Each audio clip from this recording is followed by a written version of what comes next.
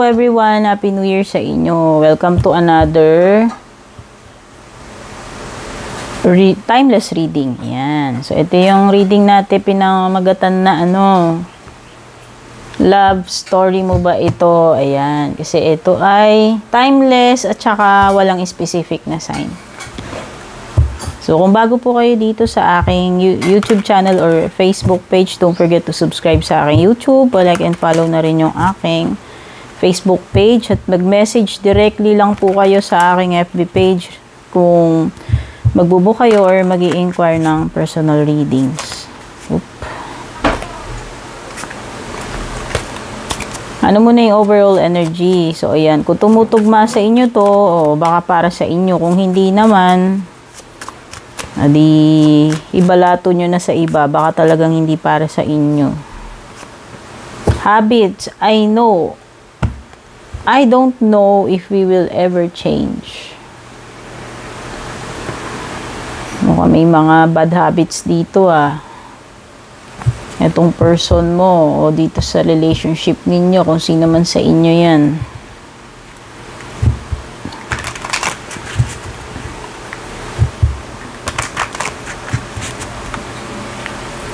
Hindi alam kung magbabago pa ba, may pag-asa pa bang magbago tong person nyo, or may pag-asa pa bang magbago yung takbo ng relasyon ninyo. Tingnan muna natin yung surrounding energies. Meron kang dito, King of Cups. So, pwedeng may water sign, Cancer, Scorpio, Pisces, ikaw o yung person mo. Wow, Queen of Cups. So, strong energy ng water signs. Pwedeng kayong dalawa ay water signs. Terno. Ayan, King and Queen of Cups. So, diba? Cancer, Scorpio, Pisces. Ikaw, energies mo or energy ng person mo, pwedeng para kayong water signs. Six of Wands. Ten of Wands.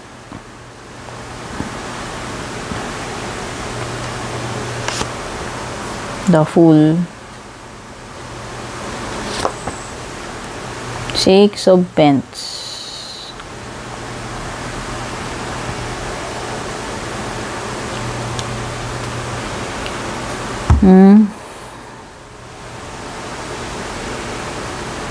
So, this connection or this person is very important or special para sa iyo. Yun yung napipick up ko. Kaya lang, parang merong mga bagay dito na, ewan ko, may mga matitigas ba ulo dito? May mga childish or immature energies ba dito?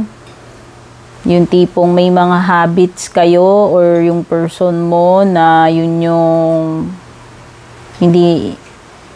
mga habits na hindi maganda, na yun yung pwedeng nakakasira dito sa relationship ninyo. Kumbaga, mahirap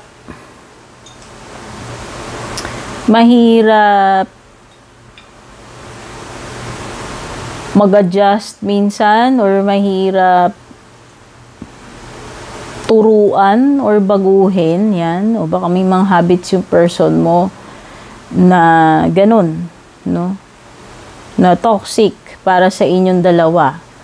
Sabihin na natin. Kasi may energy na nahihirapan dito. You have the Ten of Wands, burden. Baka ikaw, hihirapan ka dito sa person mo. Pwedeng nahihirapan ka na dyan sa paulit-ulit na ganyang scenario between you and this person because of the bad habits na hindi makorek-korek or hindi binabago. Nai-stress, o pwedeng iba sa inyo, napapagod na kayong mag-adjust or intindihin yung mga ginagawa na ganyan,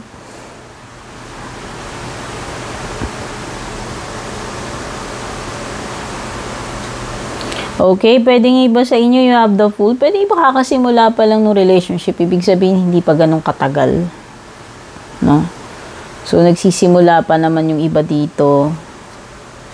There is also issues about give and take. Ayan, meron kang Six of Pentacles dito. Whether One-sided ba? Nagiging one-sided ba itong relationship ninyo? Meron bang take lang ng take dito? Hindi marunong mag-give, no?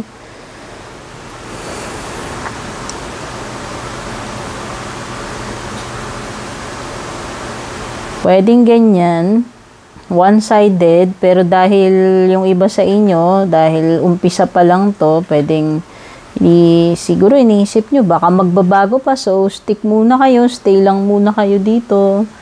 No? Pero minsan, sumasagi rin sa isip nyo, if hindi nyo rin ba alam or naiisip-isip nyo rin na magbabago pa kaya, yan, yung ganyan. So, minsan nasasambit nyo or nafe-feel nyo or naiisip nyo yan na may ibabago pa kaya, may i-improve pa ba tong person na ito? Ayan. May i-improve pa kaya tong relationship ninyo?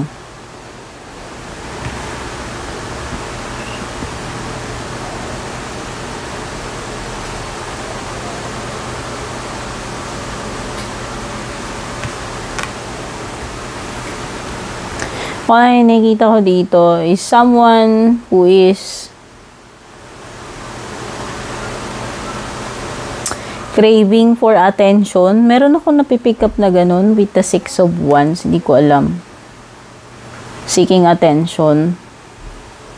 O baka naman yung iba sa inyo, kulang kayo sa pansin dun sa jowa nyo, sa partner nyo. Ano? Kumbaga, itong 6 of Wands na to, nafe-feel ko, it seems that you are feeling sad or ewan ko may ano ba nararamdaman mo, disappointed because itong person na to pwedeng hindi niya nare-realize or na-appreciate yung mga efforts mo. Okay, yan.